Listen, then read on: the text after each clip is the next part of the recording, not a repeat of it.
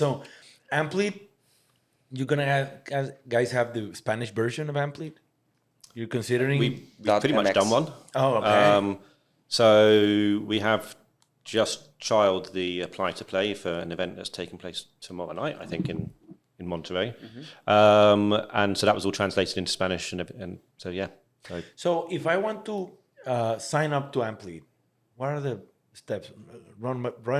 Run it by me. Just how do I get to Amplead? Just go online. Name an email.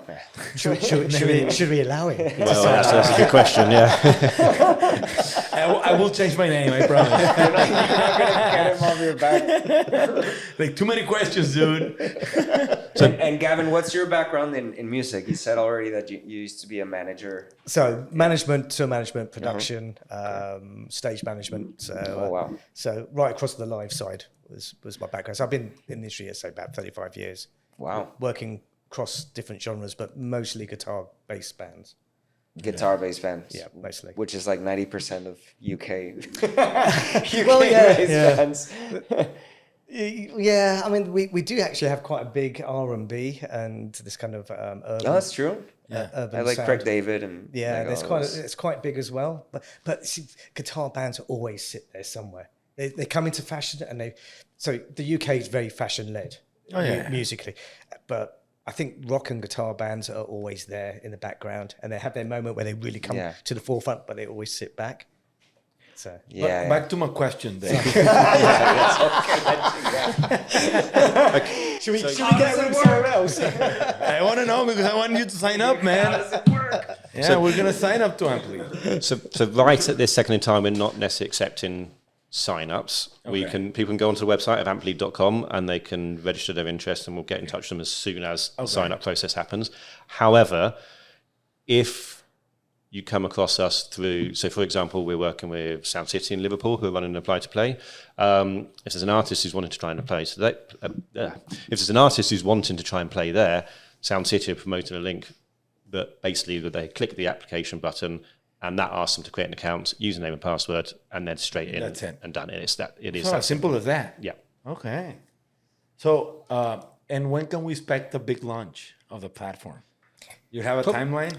Probably never. Okay. I think we've talked about this so many times, but we've got so many features that we're creating. If we try and launch the whole platform of all those features, everyone's just going to be confused, and we'll never be there. So actually, we're just going on a permanent soft launch for the next few years, almost. A few years, is that all? I say that with a little bit of pain. But there's a saying I got a teacher told me in my master's that said, never be ready to be ready. Like, never want to be ready to be ready. No, but I think that's a good strategy. Like, just weaving yourself through the industry instead of like this big grand opening that maybe just crashes and burns. And I'm not saying that it will crash and burn. I'm saying like in expectation wise or whatever, that people will think it's not something that. And I think it is the right way to do it, because exactly that kind of reason. So many tech startups or whatever come into the music industry and do these massive launches, but they haven't really understood the industry.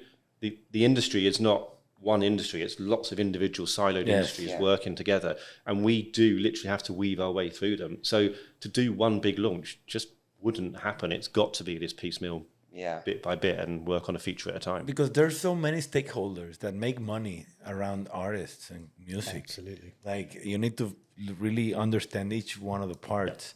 Because once Flip from Jumbo told us, for an artist to make money, a lot of people need to make money as well. Yeah. And when you understand that, you start realizing, well, the venue, the promoter, the manager, the booker, all the musicians that support you, the engineers, and like all the staff, like there's a huge economy around every single gig.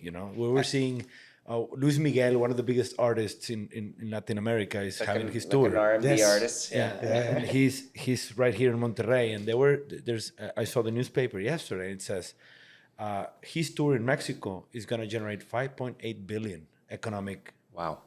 And he'll get probably what 1 million out of it. Probably. But like 5.8 billion of economic spill around everything from hotels, restaurants and transportation, even Ubers, and like everything that surrounds those big tours. Like Taylor Swift did a worldwide tour, and it keeps going crazy, you know. So at the end, those type of things is understanding that it's a huge economy around an artist.